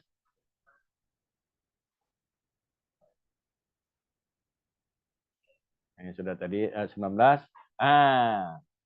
Oke. Yang terakhir. Apa itu? Perhitungan kompensasi kerugian. Ya ini tadi yang banyak kita perdebatkan Pak Data. Oke ya. Coba kita lihat baik lagi supaya lebih paham tadi menghitung kompensasi kerugian kita. Ini. Jadi soalnya ya. Ini 20. Nah. Tahun 2017 rugi fiskal 2,4. 2018 laba 2,5. Tahun 2019 rugi 1,2. Tahun 2020 rugi 1,42. Tahun 2021 laba 3 ya. Kita kan masuk 2022 ya. Nah, ini terakhir ya 2021. Nah, bagaimana mengkompensasi ini terhadap tahun 2022? Oke. Nah, sekarang kita lihat perhatikan baik ya. Kalau tadi masih ada yang bingung-bingung bagaimana caranya mengkompensasi kerugian, kan ini penting sekali karena banyak ya. Oke. Orang-orang yang tidak memahami bahwa kerugian perusahaan itu bisa kita kompensasi. Ya. Nah, ini perhatikan baik-baik. Nah, jadi tadi 2017 kan rugi ya berapa? 2,4 ya. Ini 2,4 2018. Kemudian tahun 2018 ini dia laba 2,5. Nah, berarti apa artinya 2,5? Berarti angka ini kan bisa dikompensasi tadi kerugian kita ini kan? Ya, ini. Oke. 2,4, 2,5. Nah. Kemudian tahun 2019 dia rugi lagi, ya. Ini 1,2. Oke. Jadi tadi semua kerugian 2017 itu kan bisa tercover laba tahun 2018 2,5.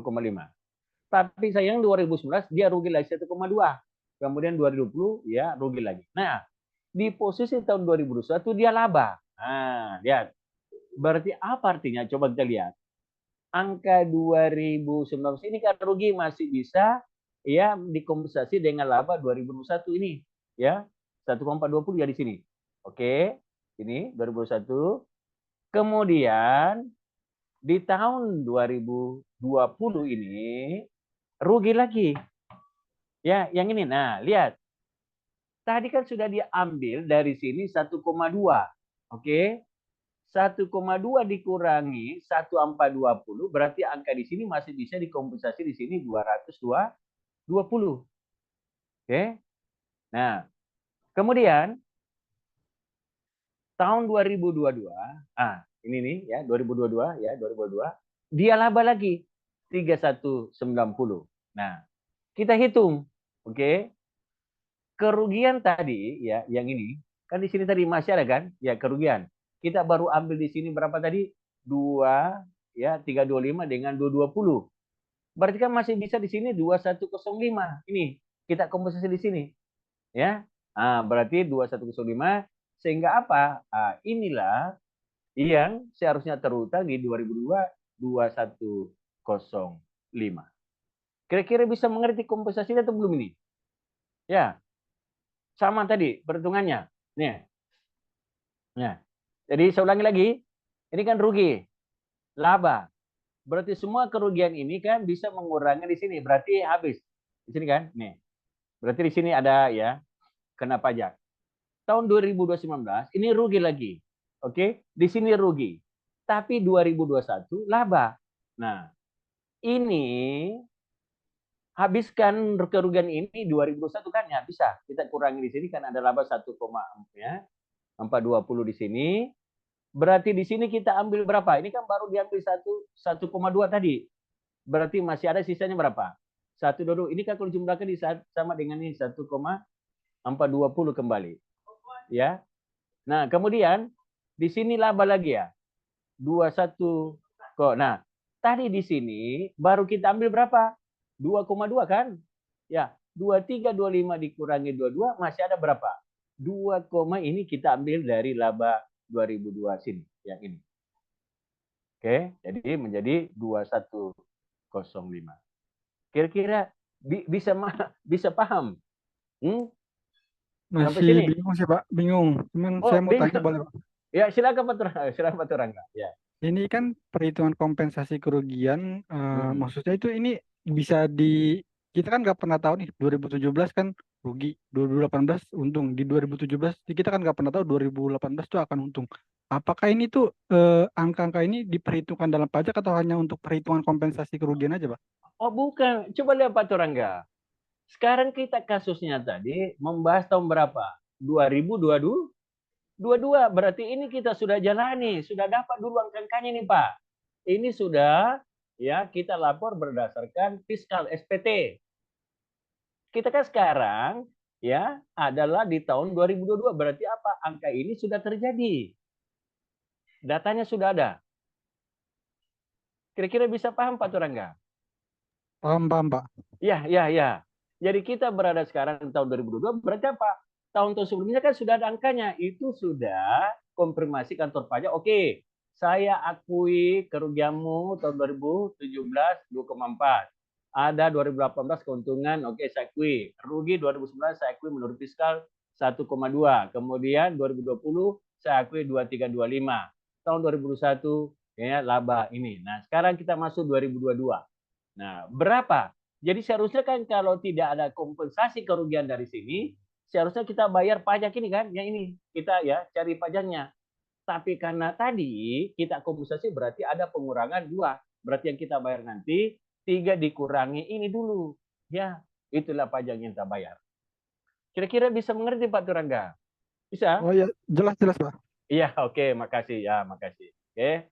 Siti, gimana Siti? Tidak ada masalah atau masalah terus hidup? Ah, jangan masalah terus hidup, Siti. Iya, Oke. Pak, sudah paham, Pak. Oke, baik, Berarti makasih. 2022 bayar Oke. pajaknya Kesimpulan, 1 eman ya. Iya, kalau oke. kesimpulan saya gini Pak, Oh iya, ya, Pak Delta. Gimana Delta? Ya. setelah neraca, Ya. setelah neraca kemudian koreksi fiskal, ini kompensasi kerugian terakhir dihitung berarti Pak. Iya, betul. Terakhir dihitung. Karena dibawa paling ujung nanti dibawa. Ya, paling ujung dibawa nanti. Ya, sebentar kita lihat. Paling ujung dia dibawa. Ya, setelah kita lakukan koreksi fiskal, baru dia terakhir pengurang. Ya, pengurang angka sebesar 2105. Ini menjadi pengurang Tapi penghasilan. bukan kategori ini Pak, apa namanya? Fasilitas ya? Bukan fasilitas, ya itulah ya aturan pajak. Ya, bolehlah dikatakan juga ya fasilitas dari kantor pajak bahwa kerugian itu boleh diakui sebagai pengurangan penghasilan. Tapi hanya diperbolehkan selama 5 tahun. Ya, maka pergunakan. Sekarang banyak orang tidak tahu bahwa selama ini rugi perusahaannya, ya, tautannya dia untung. Maka dia tidak pernah hitung yang begini. Kan gawat. Iya, seharusnya kita bayar pajak Rp100, karena tidak memperhitungkan ini, maka kita bayar ya pajak 1 juta. Waduh, rugi. Kayak begitu. Ya, Pak Delta. Oke. Mengerti. Oke, bagus. Nah, setelah itu, ini dia Pak. Jadi kita masukkan tadi semuanya. Aduh, ini berubah. Tunggu dulu, saya share dulu lagi. Dia warnanya berubah. Ini. Oke, jadi setelah tadi ya, saya hitung. Nah, ini tadi. Jadi caranya begini Bapak Ibu sekalian ya. Jadi angka tadi ini nih kita pindahkan semua tadi yang ada di soal ya, kita masukkan di sini. Hanya ada tadi tambahan yang itu laba selisih kurs kan tadi kita sudah dapat ya. Ada tanda tanya tadi ini kita masukkan 145 di sini oke. Semua tadi ada di soal kita pindahkan lagi. Oke. Hanya tadi laba selisih kurs sudah dapat tadi ke 145. Nah, kemudian laba menurut komersial 447. Nah, kita buat di sini kolom koreksi positif negatif. Nah, masukkan tadi sesuai dengan tadi. Ya, pertama tadi kan ada potongan penjualan koreksi positif kan? Ya, ini. Ada tadi ya koreksi retro penjualan. Oke, masukkan. Jadi kita ini yang ini kita kurangi ini berarti tinggal biayanya apa? Ini pengurangnya kan? Nah, ini. Oke. Dari 125 250 tinggal 75 berarti ini kan naik penjualan. Ya, awalnya 14 menjadi 14.150. Nah, kemudian ada tadi persediaan akhir. Nah, koreksi positif. Oke. Awalnya tadi 4650 tapi menurut fiskal 4,8. Oke. Nah, sekarang laba kotornya ini naik dari 5650 menjadi 5,950. Nah, masuk biaya lain tadi, masukkan semua. Ya, ini oke, positif sesuai dengan namanya tadi. Nah, ada tadi yang negatif ya, yaitu penyusutan 50 ya. Kemudian ada jasa giro tadi ini. Oke, ini namanya tadi pendapatan final ya. Ini final. Oke. Ini negatif ya. Ya, tidak boleh muncul di sini. Kemudian dividen bukan objek pajak. Oke, hapuskan juga. Di sini tidak muncul lagi pendapatan, di komersial muncul ini. Oke, ini dikeluarkan. Kemudian penjualan sebuah kendaraan tadi yang ini.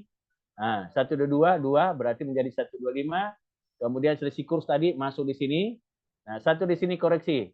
Tidak boleh diakui kerugian. Berarti tidak ada pengurang di sini. Nah, kita jumlahkan dari atas. Berarti berapa? Jadi penghasilan kena pajaknya menurut komersial tadi kan 4472. Menurut dia pajak 5 nih, 513754. Baru tadi kita kurangi terakhir di bawah ini kompensasi tadi yang ini. Nih, 2105 ini. Nah, 5 miliar dikurangi kerugian 2 berarti inilah yang akan dikenakan pajak. 3032 577 ya 344. Oke. Nah, dari sini baru kita masih ingat tadi. Kira-kira gunakan apa nih? Pasal 31E atau hanya 22%. Masih ingat tadi? Ya, sekarang kita mau ya hitung pajaknya kan? Gunakan tarif 22% saja atau ada fasilitas? Coba, ada yang tahu? Berarti apanya dulu yang dilihat? Ya, omset. Nah, omsetnya berapa? Coba Pak Delta, berapa omsetnya di atas? Kelihatan nggak? Apakah ini yang dimaksud? Apakah yang 3 dimaksud omset? miliar. Hah? 3 omset. miliar tidak masuk 50, Pak. Hah? Kan tadi Bukan, fasilitasnya 50. bukan ini yang dilihat ya, bukan laba tapi omset. Bedakan laba dengan omset. Omset, sorry. Ya. Nah, Siti, berapa omsetnya? Kalau dilihat. Omset penjualannya berapa? Masih ingat tadi yang dimasuk omset tadi apa? Masukkan semua penghasilannya baik dalam negeri maupun luar negeri yang termasuk final dan bukan objek pajak. Tadi kan saya sudah jelaskan. Oke, ya, lihat ini nih. Berapa di sini di atas sini? 14 ya. Ini ada 14 ya. Oke. Di sini ada berapa nih? Nih. Oke. Ini termasuk kan? Ini final. Termasuk ini, termasuk ini, termasuk ini, termasuk ini, termasuk dari Singapura, termasuk tidak termasuk 300. Maka itulah menjadi namanya omset. Iya. Maka saya kata hati-hati ngomongnya omset. Omset itu bukan 14 ini, bukan 14 ya. Tapi kita masukkan semua pendapatan dari dalam negeri dan luar negeri. Termasuk yang final dengan bukan objek pajak. Nah, jadi kalau kita ya, nah ini dia, coba. Berapa tadi nih di atas Pak Delta? 14. Berapa pendapatan jasa giro ini Pak? 15. Berapa pendapatan dividen bukan objek pajak? 250. Berapa penjualan kendaraan tadi? Ya, 150. Pendapatan sewa berapa? 122. Yang di sini ambil ya, 122, 500. Kemudian laba selisih kur tadi berapa? 145. Nah, dari luar negeri mana? 100, 500. Ini ya, 1 miliar. Maka inilah namanya omset. Ya, bukan ini. Ya, nih. Jadi semua omset 16.182. Nah, berarti apa? 16 ini menggunakan pasal berapa? Coba, Siti. 31E, Pak. Ya, harus 31E karena di atas 4,8 dan tidak melebihi 50. Oke, nah sekarang berarti apa? Nah, kita mengenai seperti ini. Oke. Berarti 4,8 dibagi tadi yang ini kan? Omset ini ya. Nih. 16 nih. Oke, dikali dengan laba ini tadi. 302 yang nih. Setelah dikurangi kerugian ya nih. 302.577. Oke? Ya, nih. Nah, berarti apa? Yang dapat fasilitas yang ini. Nah, kemudian yang tidak dapat fasilitas berarti tinggal angka ini kita kurangi ini kan ya ini. Ini kurang ini berarti yang ini. Oke? Berarti ini dikali, oke, kita kali ya. Berarti 50% kali 22 kali 899 ini dapat ini. Kemudian 22% dari yang ini yang tidak dapat berarti inilah dia. Pajak terhutangnya 568.22.100. Kira-kira bisa mengerti sampai sini? Halo? Bisa? Ya, oke, kita lanjutkan. Nah, bagaimana menghitung kredit pajak? Nah, harus dihitung tadi kan? Jadi saya katakan ada hutang pajak, kita cari berapa pajak kita yang sudah dibayar duluan, namanya kredit pajak. Nah, salah satunya begini. Oke, ini tambah ilmu lagi. Sebenarnya ini dibahas di Brepet ya C, tapi saya kasih tambahan pengetahuan ya, yaitu penghasilan luar negeri. Nah, penghasilan luar negeri itu kita mengandung namanya apa? KPLN, kredit pajak luar negeri ya yang boleh ditanggung. Nah, caranya begini. Oke. Tadi kan di Singapura penghasilan tadi di Singapura berapa ini? 1 miliar. dipotong di sana berapa persen? Pajaknya 20. Berarti kita sudah dipotong di Singapura berapa? 200 juta. Nah, kita cari kredit pajaknya dalam negeri supaya tidak terjadi namanya Pak double ya pengenaan pajak. Nah, ini namanya PPh pasal 24. Jadi 1M ini tadi baru kita bagi dengan pajak tadi penghasilan kena pajak ya tadi nih 3022 yang ini ya 3022 yang ini kemudian kita kali 568 ini 568 maka dapat 187. Nah, ini selalu dibandingkan dua ini. Mana yang lebih kecil dipotong luar negeri dan dalam negeri. Ini dalam negeri, ini luar negeri. Maka selalu pilih yang paling terkecil. Nah, berarti yang mana yang paling kecil 287. Maka inilah nanti yang jatuh sebagai kredit pajak, bukan ini. Oke. Nah, Malaysia. Tadi Malaysia berapa penghasilan tadi? 500 juta. Di sana dipotong pajak berapa? 30%. Berarti pajaknya berapa yang kita bayar? 150 juta.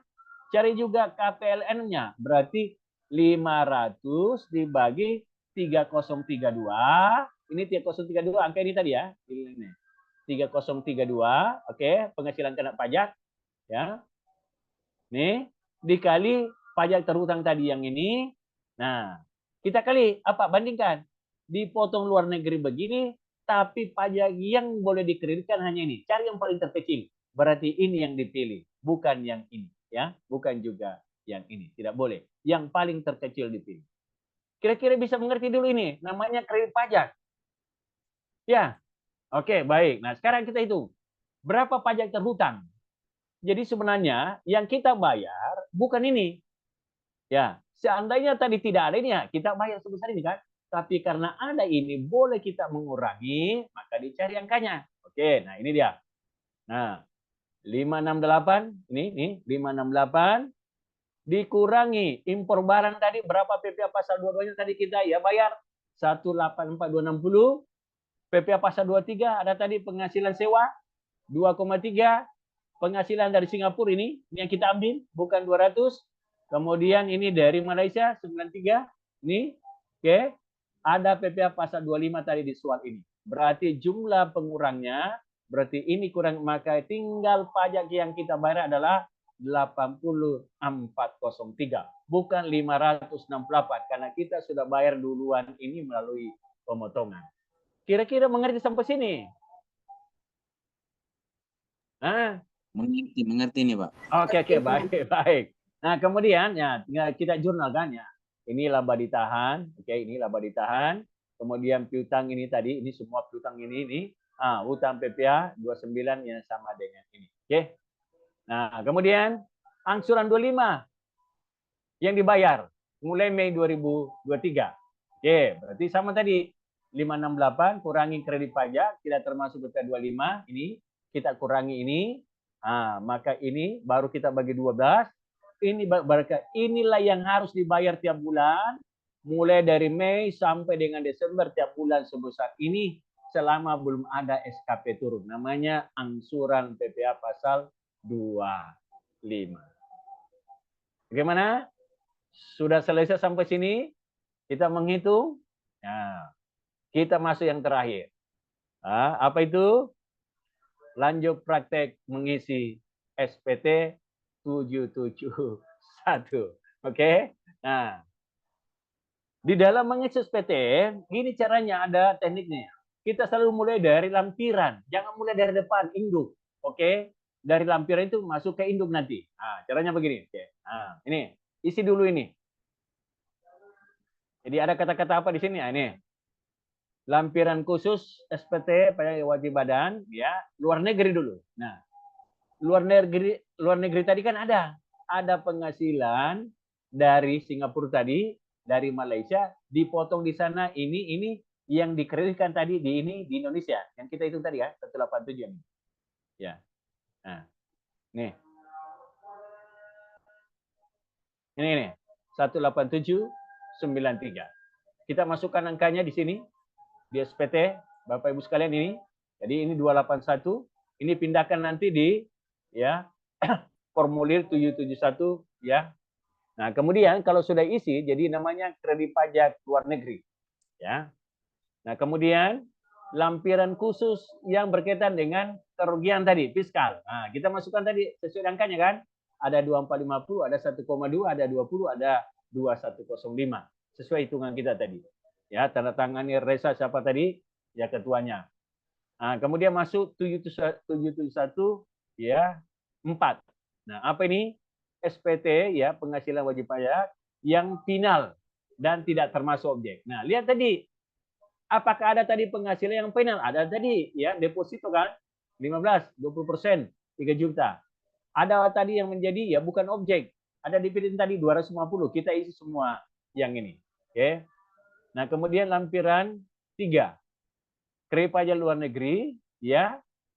Dalam negeri, sorry. Nih, kredit pajak dalam negeri ada tadi 3 ya.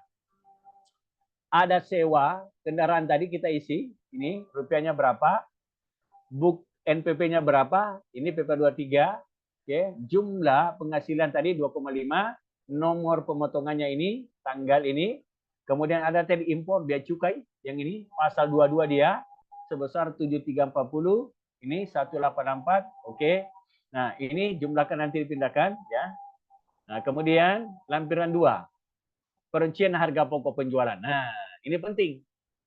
Jadi ini diisi saja. Pembelian barang dagangan dari mana ada tadi rinciannya di soal ini. Kemudian ada gaji ya di laba rugi, ada biaya transportasi laba rugi. Jadi masukkan sesuai namanya. Yang tidak ada di sini jangan masukkan. Kemudian pemasaran ada 5 juta, biaya lainnya. Nah, biaya lainnya ini yang tidak ada di sini tadi masih ada di APP. Nah, kemudian ada presiden awal tadi 5, ada presiden akhir berarti jumlah ya HPP-nya ya ini 8350 persis sama tadi HPP-nya yang dihitung yang ini ya. Harus sama ya di 8350. Itu diisi dari hasil koreksi fiskal tadi, Pak ya? Ya, yang ini. Ya, diisi dari sini. Ya, diisi dari sini. Oke, yang ini. Nah, ini sebelum dikoreksi. Yang di sini Pak Gaza. Angka laba komersial. Ini kan ini. Coba APP-nya sih kan 8350 kan ini. Lihat ini 8350 kan? Nah, ini.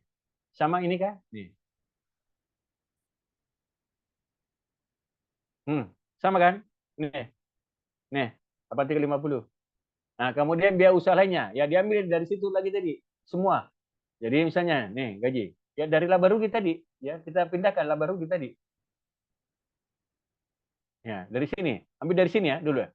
Nih gaji ya. Nah, jadi masukkan di sini sesuai dengan namanya ya. Kalau tidak ada nanti masukkan di lain. Ya, nih misalnya gini ya. Ada kan tadi gaji, ada biaya transport tadi, ada penyusutan, ada biaya sewa, kemudian ada pemasaran. Nah, selain itu kan tidak ada tadi ya. Nah, berarti masukkan di sini, gunggung di sini. Namanya lain. Jumlahnya tetap 306023. Coba tidak. Ya, biaya usaha lainnya 3060023 438. Nah, 306. Nah, ini. Nih, lihat ini. Sama kan? Nih. Nih. Oke. Ambil dari sini, nih, ambil semua dari ini, pindahkan.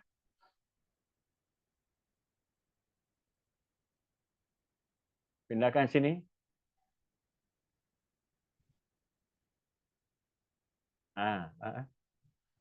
Jaringan saya lelet atau slide-nya nih? Kenapa? Slide-nya kelihatan nggak slide-nya? Ini. Oke. Nah, kemudian ada tadi bermuncul lah. Ini. Nah, kemudian baru jumlahkan. Ini jumlahkan ke samping, ini jumlah ke samping, ini jumlah ke samping, ini jumlah ke samping. Hanya dicapai di sini angka 11,710,023. Harus sama tadi di laporan laba rugi yang kita buat ya, 11,0. Ya, kalau digunggung dari atas ini semua ini ya ditambah dengan ini 300 tadi, ya kan? Nah, harus sama dengan totalnya yang ini. Oke. Nah, ini. Nah, dari sini setelah itu lampiran 2 namanya, baru kita pindah lampiran 1, induknya mulai, ya 7711.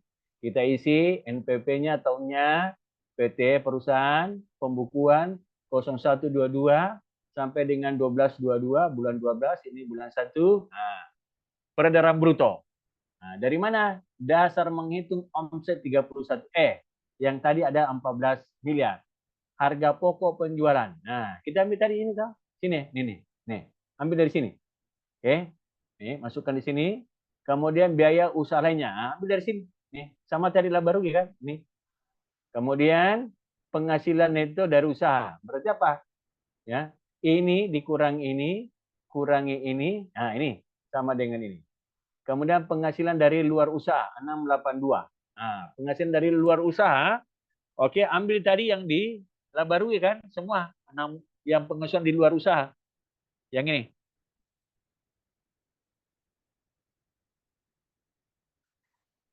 Nah, ini, nih. 15.250 ditambah 1 2145 ya. Itu satu ya. Diambil dari situ. Nah, jadi kita pindahkan masuk sini SPT-nya. Nih. Kemudian biaya dari usaha lainnya ada tadi ya yang kerugian. Lihat lampiran ya. Kemudian penghasilan neto tinggal kita kurangi saja ini kurang ini kurang ini sama dengan yang ini jumlahnya. Nah, kemudian jumlahnya ya ini 1D kurang 1G. Jadi ini angka ini kita kurangi dengan yang ini 382 berarti 2972. Kemudian penghasilan neto luar negeri ada tadi 1 miliar dengan 500, maka penghasilan neto komersial adalah 4472. Nah, 4472 ini kan sama dengan ini. Ya. Komersial dulu. Jangan ambil dari yang nih 4472. Ya gini, 4472 samakan ini. Ya. 4472. Nah, berikutnya masuk ke halaman berikutnya ya. Nih, ini tadi halaman pertama, ini halaman kedua, ya induk ini. Nah, penghasilan yang dikenakan final dan tidak termasuk objek. Nah, ada tadi kan? Ya.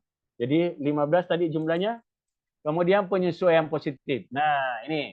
Jadi cari tadi yang dikoreksi positif. Nah, misalnya begini ya.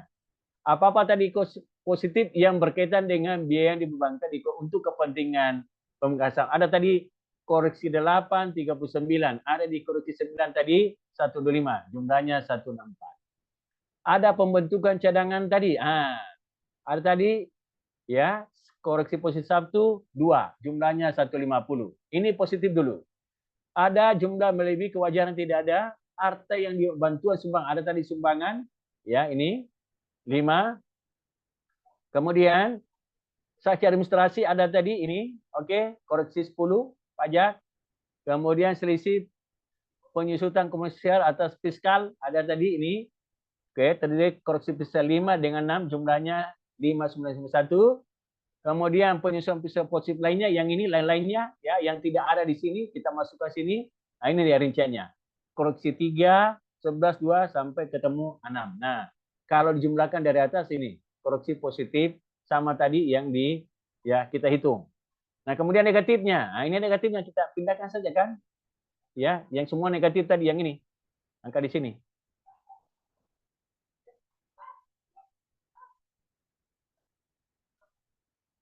Yang ini negatif ya nih, negatif nih. Ya, kita pindahkan.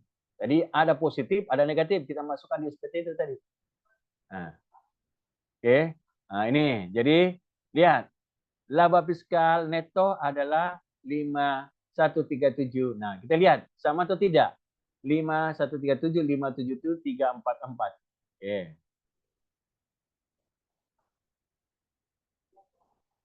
Nah, ini 5137, 577 sebelum dikurangi kompensasi kerugian. Sama kan? Nah, harus sama. Nah, ini. Nah, kemudian induknya. Ini namanya induk. Tadi lampiran 71. Jadi penghasilan atau fiskalnya tadi yang ini, pindahkan ke sebelah ini, yang ini. Kemudian kerugian fiskalnya tadi ya 2105 dipindahkan. Ini penghasilan kena pajaknya ini 3032 persis sama ini semua ini. Ini induknya tadi yang ini di bawah. Nih, diambil dari sini ya, sama cross check di situ nilainya. Oke. Nah, kemudian pajak terhutang tadi yang kita hitung yang ini. Jadi ini sudah kita hitung tadi berdasarkan tadi pasal 31E dapat tadi 568 yang ini ya, harus sama nih. 568 ini, 568 ini, yang ini. Oke.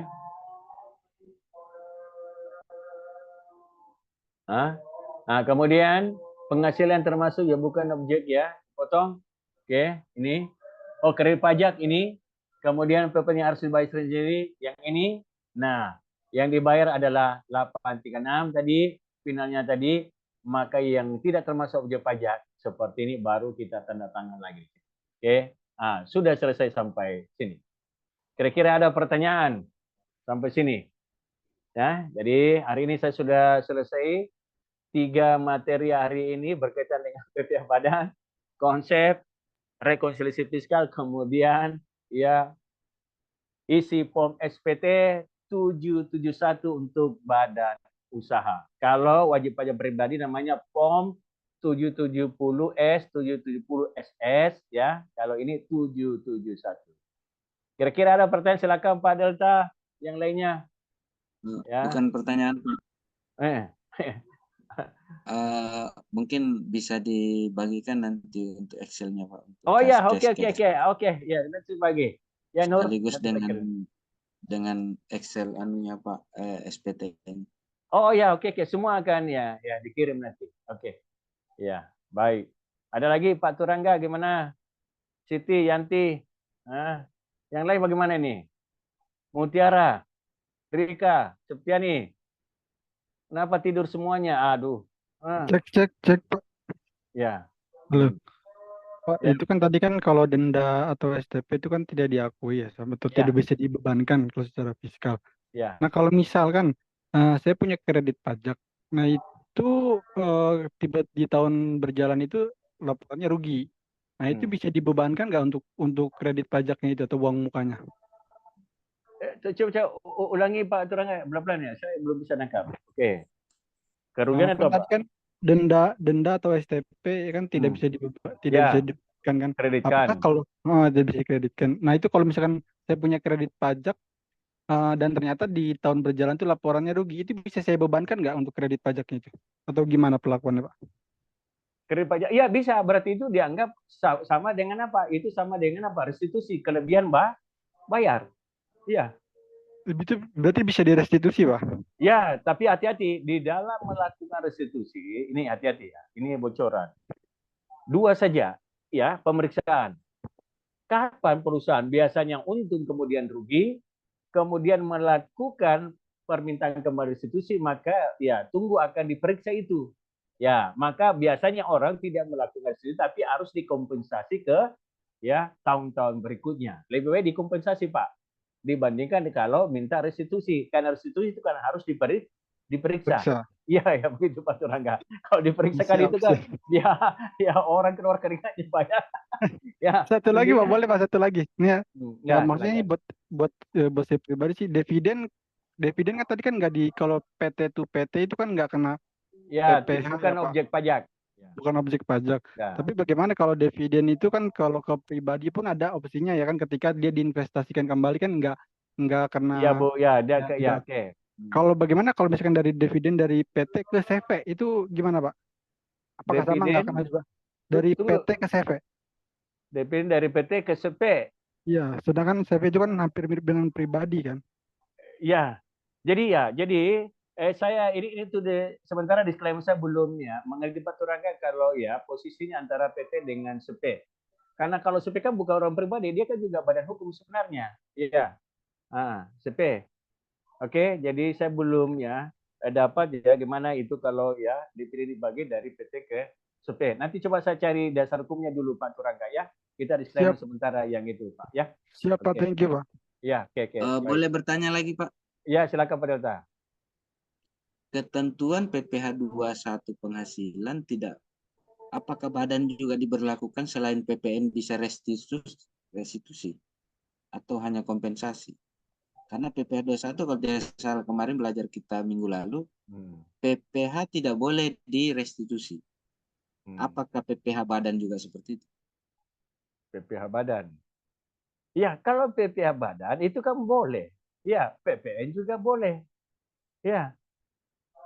Tapi sekali lagi saya katakan, kalau kita melakukan restitusi, itu hati-hati karena akan dilakukan dulu pemeriksaan. Betulkah kamu kelebihan bayar atau tidak? Nah, biasanya orang tidak mau melakukan pemeriksaan, maka lebih dikompensasi, ya. Nah, itu dia. Jadi PPh Badan Sentosa itu boleh dilakukan restitusi sama dengan PPN, ya, kelebihan bayar. Tapi kan orang kecenderungnya tidak mau diperiksa pada saya, seharusnya ya itu lebih baik dikompensasi saja Pak. Ya kapan itu pasti diperiksa Pak, diminta diperiksa Pak. Ya kan orang tidak mau diperiksa Pak. ya. Gitu ya pemahaman saya Pak Delta, ya kan? Iya, karena kalau tidak salah kemarin Pak Lukman juga sempat. Saya lupa catat aturan PMK kalau tidak salah bahwa tidak ada jalan untuk PPh itu restitusi kecuali kompensasi. Oh kompensasi, ya oke. Kecuali PPN bisa restitusi. Ya kalau PP ya bisa restitusi, ya oke. Coba nanti juga saya cari lagi adanya pada yang PPh kan betulkah ya? Tapi ya seingat saya itu ya kebanyakan kenapa tidak ada kasus seperti itu yang tidak mau diperiksa, makanya lebih dikompensasi. Ya jarang orang melakukan namanya itu tadi restitusi PPh badan, ya gitu ya Pak Delta. Oke, ada lagi? Silakan. Siti, bagaimana Siti? Lihat ini. Tidak ada masalah? Atau Cukup masalah jelas terus? sih, Pak. Oke. Oke. Yang lain silakan. Apakah ada pertanyaan? Silakan, Mbak Septiani mungkin, Mbak Rika, Mbak Arsyalu, apakah sudah cukup? Atau ada pertanyaan? Silakan. Cukup, Mbak. Oke, satu dulu sebelum kita tutup. Oke, saya lupa saya tadi. Ini pengetahuan juga Pak Turangga, Delta, ada yang lain. Oke, ini kan PPh badan Pak ya. Pembayaran pajak PPh badan sebenarnya ada benchmarkingnya Pak. Jangan keluar daripada itu. Ada patokannya. Apa patokannya begini? Ada istilah di dalamnya PPh badan namanya Cititor-nya atau nama singkatan dari Cititor. Ya, C itu corporate, T itu tax turnover ratio, Cititor, CTTR, R. Nah, itu yang harus dijaga. Apa itu? Ini rasio. Oke, jangan kamu ya lebih besar Cititormu misalnya dari angka 2 atau jangan lebih kecil dari 2. Pas-pas katakanlah 1,9 ya. Kapan lebih besar atau kapan lebih kecil itu maka itu bisa menimbulkan namanya Pak pemeriksaan. Jadi selalu dicek berapa total PPh badanmu yang kamu bayar, kamu bagi dengan omsetnya, maka rasio Cititornya itu harus selalu 1,9 atau minimal 2. Jangan lebih besar, jangan lebih kecil.